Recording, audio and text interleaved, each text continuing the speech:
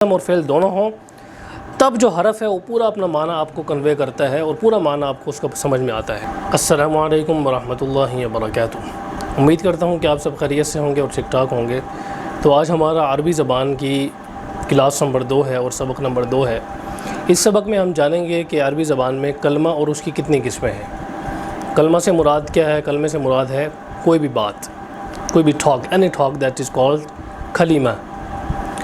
تو اب دیکھیں کہ عربی زبان میں کلمے کی قسمیں ہیں، اسم فعل حرف کلمے کی ہی قسموں میں آتا ہے۔ تو سب سے پہلے آپ یہ دیکھیں کہ کلمہ کسے کہتے ہیں۔ کلمے کے بارے میں جیسے میں نے آپ کو بتلایا ہے کہ کلمہ کسی بھی بات کو کہتے ہیں، any talk that is called کلمہ۔ کلمہ کسے کہتے ہیں؟ کوئی بھی بات کو کہتے ہیں، کوئی بھی بامعنی بات ہے اس کو کلمہ کہا جاتا ہے۔ کلمہ کہتے ہیں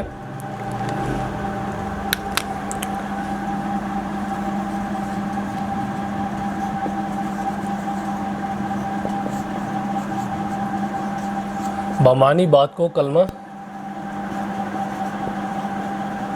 کہا جاتا ہے۔ کلمہ بامعنی بات کو کہا جاتا ہے، یعنی کوئی بھی ایسی بات کہ جو اپنا معنی رکھتی ہو، جس کا کوئی معنی ہو، میننگ ہو جس کا، اس کو ہم کلمہ کہتے ہیں۔ تو اس سے ہمیں پتہ چلا کہ میننگ لیس یعنی جس کا کوئی معنی نہیں ہے وہ کلمے میں نہیں آتی۔ یعنی جس بات کا یا جس منہ سے نکلنے والی کوئی بھی بات ہے اس کا اگر کوئی معنی نہیں ہے، میننگ لیس ہے، تو وہ کلمہ نہیں کہلاتی ہے۔ Any talk that has no meaning, that is meaningless, is not called کلمہ۔ تو یہ بات آپ نے یاد رکھنی ہے۔ پھر کلمے کی 3 قسمیں ہیں۔ کلمے کی 3 قسمیں کون کون سی ہیں؟ اسم ہے، فعل ہے اور حرف ہے۔ یہ 3 قسمیں ہیں۔ اب ان 3 قسموں کے بارے میں بھی جاننا ضروری ہے کہ کسے کہتے ہیں۔ اسم دیکھیں نام کو کہتے ہیں۔ سب سے پہلی بات تو یہ ہے اسم کہتے ہیں نام کو، کوئی بھی نام ہو اسے اسم کہا جاتا ہے۔ اور دوسری چیز یہ ہے کہ اسم کی لٹرل جو ڈیفینیشن ہے وہ یہ ہے کہ اسم کسی بھی بندے کے نام کو، کسی جگہ کے نام کو اور کسی بھی مخصوص چیز کے نام کو اسم کہا جاتا ہے۔ کوئی جگہ کا نام ہو، پرسن کا نام ہو، name of person, name of place, and the specified name is called اسم، ناؤن۔ اسم جس کو ہم ناؤن بھی کہتے ہیں، کسی بھی شخص، جگہ یا چیز کے نام کو کہتے ہیں۔ اب اس کی مثالیں بھی میں آپ کو دے دیتا ہوں۔ جیسے شخص کا نام ہے جیسے خالد ہے، جگہ کا نام ہے جیسے کراچی، اور چیز کا نام ہے جیسے کتاب، کتابن۔ تو اسم کسی بھی شخص، جگہ یا چیز کے نام کو کہا جاتا ہے۔ تو اب دوسری چیز آتی ہے اس میں فعل۔ فعل وہ ہے جو اسم نہ ہو۔ فعل کے اندر آپ یہ دیکھیں کہ فعل کے اندر کوئی نہ کوئی زمانہ پایا جاتا ہے، اینی ٹائم۔ سب سے پہلے آپ نے یہ چیز یاد رکھنی ہے کہ فعل کی سب سے بڑی اور سب سے بنیادی علامت یہ ہے کہ فعل کے اندر زمانہ ہوتا ہے، فعل کے اندر ٹائم ہوتا ہے۔ ورب کنٹینز، فعل contains time, time of period. فعل ویسے تو کام کو کہتے ہیں، ایکشن۔ ورب کسے کہتے ہیں؟ ورب ایکشن کو کہتے ہیں، کام کو کہتے ہیں۔ لیکن فعل وہ ہے کہ جس میں یعنی نہ تو وہ اسم ہو اور اس میں تینوں زمانوں میں سے کوئی ایک زمانہ پایا جائے۔ زمانے 3 ہیں، جیسے میں نے آپ کو بتلایا ایک لیکچر میں، زمانے 3 ہیں۔ زمانہ یا ٹائم جسے آپ کہتے ہیں، زمانہ، ٹائم، 3 قسم کے ہیں۔ پہلا زمانہ ہے ماضی جسے ہم پاسٹ بھی کہتے ہیں۔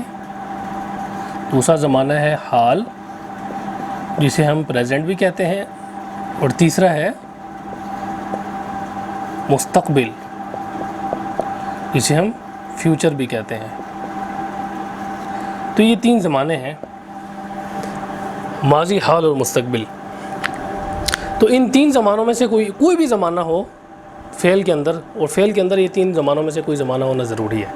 وہ فعل نہیں ہوگا جب تک کہ اس کے اندر تینوں زمانوں میں سے کوئی زمانہ نہ ہو۔ تو اس کے اندر تینوں زمانوں میں سے کوئی زمانہ ہوگا، ٹائم ہوگا، تو وہ فعل کہلاتا ہے۔ فعل کام کو کہتے ہیں، اور تینوں زمانوں میں سے کوئی زمانہ پایا جائے. جیسے مثال کے طور پر ضرب اس نے مارا، سمع اس نے سنا، یضرب وہ مارتا ہے یا مارے گا، یسمع وہ سنتا ہے یا سنے گا. تیسری چیز ہمارے پاس ہے حرف. ایسی چیز حرف کہتے ہیں پریپوزیشنز کو. تو سب سے پہلے تو آپ نے یہ چیز یاد رکھنی ہے، حرف کہتے ہیں پریپوزیشنز. اور حرف وہ ہے کہ جو اکیلے آپ کو کوئی معنی کنوے نہ کرے بلکہ اس کا اسم کے ساتھ یا فعل کے ساتھ ملنا ضروری ہو. جیسے من ہے، فی ہے، یعنی وہ اکیلا اپنا مفہوم نہ بتائے بلکہ اس کے ساتھ اسم یا فعل کا ہونا ضروری ہو.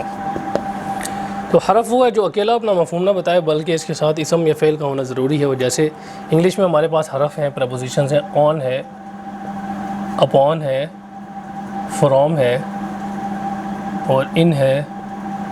یہ ساری پریپوزیشنز ہیں اور عربی زبان میں ہے من، علی، فوق، تحت،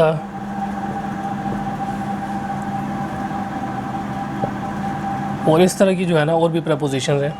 من کا مطلب ہوتا ہے سے، اعلیٰ کا مطلب ہوتا ہے پر، فوق اوپر، تحت نیچے. تو یہ پریپوزیشن اب آپ دیکھیں، من کا مطلب سے ہے. اب سے اگر اکیلا کوئی میں بولوں سے تو اس سے آپ کو کوئی مطلب نہیں سمجھ میں آئے گا. اب اگر میں کہوں میں وہاں سے آیا، پھر آپ کو پتہ چلے گا کہ فعل ساتھ ملایا ہے میں نے، آنے فعل ہے اور وہاں سے آیا، تو تب آپ کو پتہ چلے گا میں وہاں سے آیا، فعل کے ساتھ پریپوزیشنز ملی ہے، حرف ملے ہے، تب آپ کو مطلب سمجھ میں آیا ہے. اسی طرح اعلیٰ ہے، اعلیٰ کا مطلب ہوتا ہے پر. اب پر سے تو کوئی مفہوم سمجھ میں نہیں آتا جب تک کہ سمجھ نہ آئے کتاب پر، ٹیبل پر چیز رکھی ہوئی ہے. ٹیبل کیا ہے؟ اسم ہے، ناؤن ہے. ٹیبل پر، جب ٹیبل ساتھ لگے گا تب پر کا کوئی نہ کوئی آپ کے ذہن میں مفہوم آئے گا، تب آپ کو کوئی نہ کوئی فائدہ ہوگا. تو حرف بذات خود کوئی معنی نہیں رکھتا جب تک کہ اسم یا فعل اس کے ساتھ نہ آ جائے. تو یہ چیز آپ نے یاد رکھنی ہے. جیسے مثال میں آپ کو دیتا ہوں، با بھی ہے کس کے ساتھ، بی کا مطلب ہوتا ہے کے ساتھ. اب ہے کتبت، میں نے لکھا، بالقلم، قلم کے ساتھ، میں نے قلم سے لکھا. اب یہاں پر آپ دیکھیں کہ اگر بی صرف ہو سے کے ساتھ تو اس کا مفہوم آپ کو نہیں پتہ چلے گا جب تک کہ بالقلم، قلم کے ساتھ فعل بھی نہ ہو. فعل اس کے ساتھ آیا ہے اور بالقلم ہی ساتھ آیا ہے، تب آپ کو پتہ چلا ہے کہ کس چیز کے ساتھ لکھا گیا ہے، کس چیز کے ساتھ لکھا ہے. تو فعل بھی ساتھ آ گیا، اسم بھی ساتھ آ گیا. تو بہرحال اگر اسم ساتھ ہو تب بھی اس کا مفہوم کچھ نہ کچھ سمجھ میں آ جاتا ہے، اگر صرف فعل ہو تب بھی سمجھ میں آ جاتا ہے. لیکن اگر اسم اور فعل دونوں ہوں تب جو حرف ہے وہ پورا اپنا معنی آپ کو کنوے کرتا ہے اور پورا معنی آپ کو اس کا سمجھ میں آتا ہے. تو یہ چیزیں یہ آپ نے یاد رکھنی ہیں. آج کے لیکچر میں بس یہی چیزیں ہیں. تو انشاءاللہ ہم نیکسٹ ویڈیو میں ملتے ہیں. السلام علیکم ورحمۃ اللہ وبرکاتہ.